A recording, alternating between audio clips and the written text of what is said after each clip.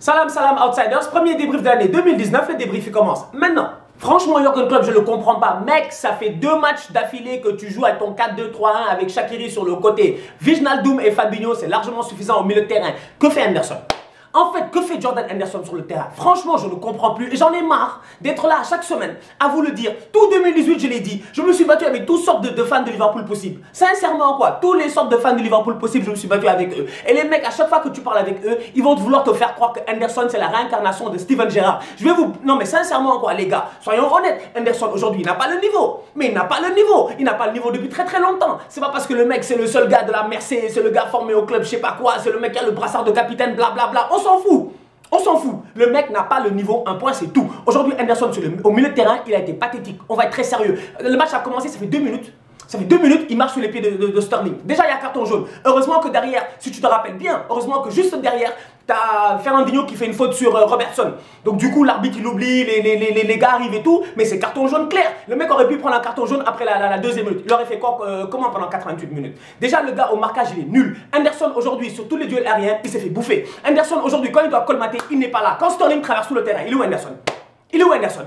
Quand Sterling quitte le côté là-bas, t'as Wijnaldum qui le poursuit comme un fou. Et puis t'as Henderson qui revient au galop en train de donner des ordres à gauche et à droite. Je suis désolé aujourd'hui, je ne peux pas l'accepter. Jordan Henderson est le maillon faible de cette équipe-là. Ce match-là, face à Manchester City, nous a montré juste une seule chose. Les lacunes de Liverpool. Liverpool, aujourd'hui, ils veulent aller battre le Bayern. Mais le Bayern, ils sont en vacances jusqu'au 15 ou le 16 janvier. Le Bayern, ils vont revenir en pleine forme. Un mois plus tard, avec un mois de compétition, ils vont faire du sale à Liverpool. Parce que Liverpool, je suis désolé, Van Dijk, il est très fort. Il n'y a rien à dire, c'est un des meilleurs défenseurs en ce moment au monde avec Kalidou Koulibaly. Mais à côté, il y a un tocard. Lovren, c'est pas parce qu'un match sur 2, avec la confiance de Van Dijk, tu as l'impression que le mec ça va et tout. Mais sinon, Lovren aujourd'hui, mais... Autant Henderson, c'est pathétique. Autant Lovren, on en parle ou pas? Mais Agüero, comment les mecs ils peuvent l'oublier? C'est-à-dire Kun Agüero, il est hors jeu, il tombe, il demande un péno, personne ne siffle, toute la ligne, elle est parfaite. Mais à un moment donné, regarde derrière toi, Van Dijk, parle au mec, je sais pas ce qui s'est passé. Le gars, tu le laisses faire un contrôle dans la surface et une bastos comme ça. Sincèrement, Liverpool a d'énormes lacunes et les lacunes là, elles sont simples. C'est un défenseur central, parce qu'ils n'en ont pas, je suis désolé, ils n'ont que Van Dijk. Tous les autres là qui peuvent ramener, c'est des tocards. Je suis désolé. De Matip à Lovren et tout, ils n'ont pas le niveau pour jouer ce que Liverpool veut jouer. Parce qu'à chaque fois, je parle aux fans de Liverpool et je leur pose une question. C'est quoi votre objectif? C'est quoi votre objectif? Sincèrement, vous voulez gagner la première ligue ou vous voulez être figurant? Vous voulez gagner la Ligue des Champions ou vous voulez être figurant? Chaque année, vous êtes figurant. À un moment donné, si vous voulez gagner, il faut jouer sérieusement. Il faut avoir des bons joueurs à des bons postes. Aujourd'hui, Liverpool s'est renforcé. Oui, ils ont fait 20 matchs et quelques sans défaite. Oui, c'est bien. Mais derrière, quand ils ont joué une vraie équipe déterminée à un moment de sa saison, parce que City jouait sa saison presque. City était déterminé, ils ont coulé. Pourquoi? Parce que tu as des Henderson au milieu de terrain qui sont incolores, inodores, invisibles. Je te dis, le mec, c'est Walou, Jordan Henderson. Tu as un Lovren qui, lui, il est abonné au absent tout le temps. Sur les 2 buts, il est abonné absent. C'est pas sérieux. Franchement, c'est pas sérieux. Ça, moi, je peux pas l'accepter. Et derrière, tu as un coach qui fait du tâtonnement tactique. Parce que Jürgen Klopp, tous ses changements tactiques sont mauvais. Milner, il revient de blessure. Tu l'as lancé dans le match. Si tu savais que tu allais le sortir aussitôt, laisse-le rentrer du banc. Sincèrement, mets ton même milieu en 4-2-3-1 que tu as mis face à Arsenal et avant face à Wolverhampton. Parce que ça a fonctionné le 4-2-3-1 avec Fabinho, Wijnaldum, Shaqiri, Firmino et Mané. Ça a marché. Pourquoi tu changes? Tu joues une équipe qui aura la possession de balle. Tu sais que tu n'auras pas forcément la possession de balles. Mais tu as des ailiers qui sont rapides. Shaqiri, il peut faire le travail défensif. Pourquoi tu changes? Sincèrement, il y a des choses, moi, honnêtement, je ne comprends pas. Et aujourd'hui, je suis déçu parce que Liverpool, ce match-ci, il devait au moins faire match nul. Franchement, Liverpool devait au moins faire match nul. Mais ils ne l'ont pas fait. Pourquoi? Parce que tu as un coach qui, jusqu'à présent, on ne sait pas. Klopp, je te dis, Klopp va finir sa carrière. On ne pourra pas dire que Klopp est un grand coach. C'est pas possible. C'est pas possible. C'est pas possible. À un moment donné, il faut qu'on se respecte. Klopp, il a tous les joueurs qu'il faut, mais il fait toujours les mauvais choix. Fabinho, il fait quoi sur le banc en début de match? Fabinho est en pleine forme en ce moment, mec. T'as pas vu quand il est rentré? Dès qu'il est rentré, il a fait des crochets, des petits trucs, mais il contrôle le jeu, Fabinho, s'il vous plaît. Contrôle le game e-sport, mec, comme disait Lafouine dans le temps. À un moment donné, il faut qu'on se respecte, sincèrement. Moi, je vous dis, les fans de Liverpool, là, gérez-vous, revoyez vos priorités. C'est quoi votre objectif? Vous jouez pour être figurant ou vous jouez pour gagner? J'en veux d'autant plus à Jürgen Klopp quand je vois le 11 de départ de Manchester City, où tu dis que Pep, en fait, il n'en a rien à faire. Il est venu avec un milieu, il y avait un seul 6. Il y avait un seul 6. Il y avait un seul 6, Fernandinho. À côté de lui, tu avais les 2 Silva là. Et les 2 Silva, physiquement, ils ne pèsent pas. Ils sont là, offensivement, ils pèsent beaucoup, mais défensivement, ils ne pèsent pas. À part Bernardo, quand même, qui a été très très combatif aujourd'hui. Mais à un moment donné, il faut qu'on se respecte. Tu vois ce milieu là où tu as juste un seul 6. Pourquoi tu blindes? Mais pourquoi tu blindes? Milner revient de blessure. Pourquoi tu blindes? Non, mais en fait, club, mais sincèrement, franchement, à un moment donné, il faut qu'on soit sérieux. Si Liverpool, ils font les cons cette année avec l'effectif qu'ils ont pour pas gagner le titre, je blâme un seul mec, Jürgen Klopp. Salah, Mané, Firmino en pointe, les mecs, ils ont fait leur match, ils ont essayé, tu vois. Le problème avec Liverpool, c'est que bizarrement, t'as pas de point de fixation en pointe. Les mecs, ils arrêtent pas de bouger. Donc, tu es obligé de chercher Salah dans ses pieds. C'est compliqué de chercher Salah dans ses pieds quand tu as des gars qui sont aussi sereins, aussi calmes, aussi posés que les compagnies, les Laporte et les John Stones là. Les mecs, sincèrement, ils ont géré leur match. C'était pas facile parce que devant, ça va vite. La preuve, l'action de Sadio Mané, ça allait très vite. Ça allait très vite. La passe, elle est parfaite. La course, elle est parfaite. Tout était parfait, mais ça prend quoi? Il faut les surprendre. Tu peux pas venir essayer de jouer tiki-taka et tout, essayer de battre City. Non, City, il faut les surprendre. L'année passée, quand Liverpool bat City, comment ils ont fait? Vous vous rappelez? Ils ont mis genre 3 buts en 25 minutes avec les Oxlade-Chamberlain. C'est comme ça que ça s'est passé en Ligue des Champions, en championnat. Je t'ai dit, City, il faut les surprendre. Si tu viens pour jouer au foot avec eux, ils vont te battre. Parce qu'ils savent mieux le faire que n'importe qui. À un moment donné, je regarde cette équipe de Liverpool là et je me dis, il y a quelque chose qui manque. Et moi, j'ai peur pour la Ligue des Champions. Parce que Liverpool en ce moment, là, ils viennent de perdre. Ils n'ont pas perdu depuis très longtemps. La défaite, ils ne connaissaient plus. La défaite, ils ne connaissaient plus. J'ai hâte de voir comment ils vont se relever. Liverpool a quand même perdu avec son effectif type face à une équipe de City qui n'a pas de défense. Vous êtes d'accord? Laporte latérale gauche, c'est parce que Benjamin Mendy n'est pas là, Delph n'est pas là. Danilo, bon, vous-même, les fans irréalisables, c'est un tocard. Bon, un tocard restera toujours un tocard. Donc Danilo, c'est d'ailleurs... Danilo, comment on l'a lobé sur... Mais il a sauté comme ça, mais là il s'est attrapé le ballon avec la main, c'est pas du tout sérieux. Danilo aussi, il n'a pas de niveau. Pep n'a pas de latéraux. Je me dis même à un moment donné, faire jouer les Zinchenko là, est-ce que c'est pas mieux? Aujourd'hui, ce City-là n'a pas de latéraux, mais ce City-là est capable de dérouler. Je dis, Liverpool a des lacunes. Liverpool gagnait jusqu'à présent, on ne les voyait pas, on s'en préoccupait pas. Mais on les a vus en Ligue des Champions quand ils ont joué face au PSG. À un moment donné, il faut qu'on se respecte. Liverpool doit step up en deuxième partie de saison. Sadio Mané a encore sorti 20 minutes de la fin du match. Ok, ça fait 2 fois d'affilée. Les gars, arrêtez de vous plaindre quoi quand même. Ouais, je vois des gens en train de dire ouais, Klopp est raciste, Klopp est...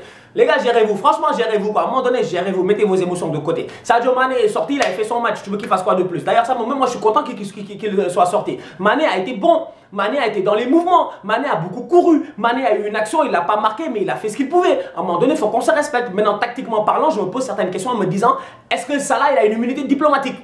Je ne sais pas. Parce que Salah, bizarrement, lui, il sort jamais.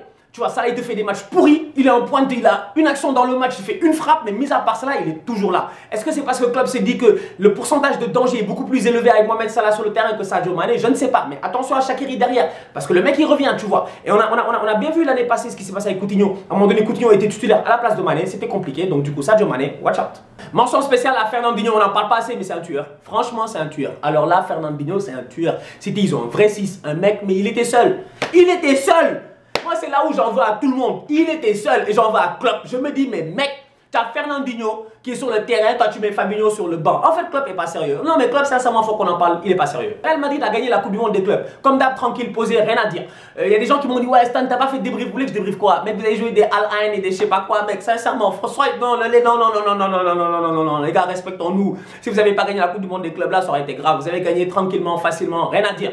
Là, vous êtes revenus dans la vraie réalité. Ça, c'est les vrais matchs en fait dont on parle. Mais aujourd'hui, Villarreal, on va être sérieux, mais Villarreal aujourd'hui, mais moins 5, ils méritent de gagner. On va être très honnête. Ils ouvrent la marque à la 4e minute. D'ailleurs, mais Santi Cazorla. Santi Cazorla, on l'avait pas opéré ici. Ça faisait 2 ans qu'il n'avait pas joué à Arsenal. Mais moi, j'avais même oublié Cazorla. Et Cazorla, là, il est revenu avec Villarreal. Il est en pleine forme. Le but qu'il met à Courtois, il est parfait. D'ailleurs, Thibaut Courtois, faut qu'on en parle un peu. Mais Thibaut Courtois, il a eu que des vraies défenses dans sa vie, je suis d'accord. Il avait Atlético, c'est une bête de défense. Chelsea avec Mourinho, c'était une bête de défense parce que c'est une équipe défensive anyway. Dès que tu vois Mourinho, tu sais que c'est défensif. Mais mis à part ça, Courtois en ce moment, il a quand même Varane et puis Ramos devant lui.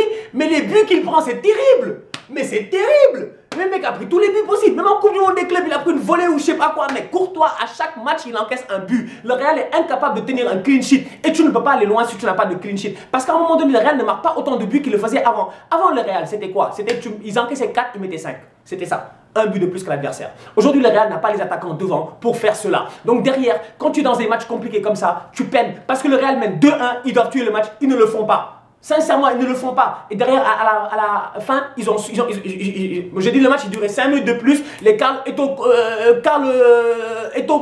comment il s'appelle Toko Ekambi là, mais Toko Ekambi aurait fait du sale. Toko Ekambi aurait fait du sale. Sans parler du petit Samuel.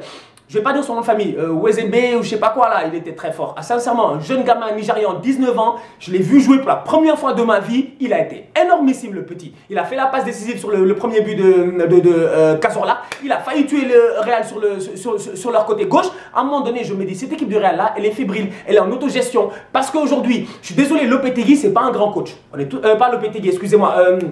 Santiago Solari n'est pas un grand coach. On est d'accord sur cela. Solari n'est pas un grand coach, mais Solari aujourd'hui, il y a quelque chose qu'il sait faire, c'est la communication. Un peu à la Ole Gunnar Solskjaer. Le mec qui sait parler, il va venir en conférence de presse nous raconter cette fois-ci sûrement que ouais, Courtois a fait des erreurs. Mais Courtois, il est, mais je vais pas dire que Courtois il est nul parce que Courtois c'est un grand gardien. Mais Courtois, les buts qu'il prend la tête entre les jambes, il fait exprès.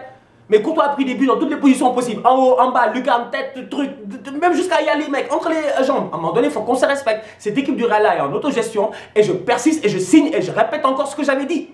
L'Ajax d'Amsterdam, c'est pas une petite équipe en ce moment. L'Ajax, ils ont une bonne génération en 10 ans. Mais quand ils ont une bonne génération, ils font du sale. Et là, sincèrement, moi, j'ai peur pour les Madrilènes. Parce que quand je les vois aller là, je me dis, c'est bien beau sur le terrain. C'est bien mignon sur le terrain d'avoir des Modric, des nananas, etc. Ça joue pas mal. Ça joue pas mauvais. Mais c'est pas serein. À chaque fois, le Real ne fait plus peur. N'importe quelle équipe en Liga qui joue le Real n'a pas peur. Et ça, c'est pas bon. Parce que c'est bien d'avoir ce petit facteur de fear là, un peu en toi où tu te dis, oh là là, ils sont grands et tout. Mais les gars, ils en ont rien à faire. Ils viennent, ils jouent leur match. Et honnêtement, Villarreal, le 2-2, ils le méritent largement. On était là, on regardait le match et je disais, Vasquez, tu vois, moi, sincèrement, s'il avait un peu plus de physique, je le mettrais latéral droit. Parce que Vasquez, sa qualité de centre, elle est parfaite. Le mec, à chaque fois qu'il monte et il centre, il y a danger. Mais Vasquez, comment il a raté ça? Mais Vasquez, comment tu as raté ça?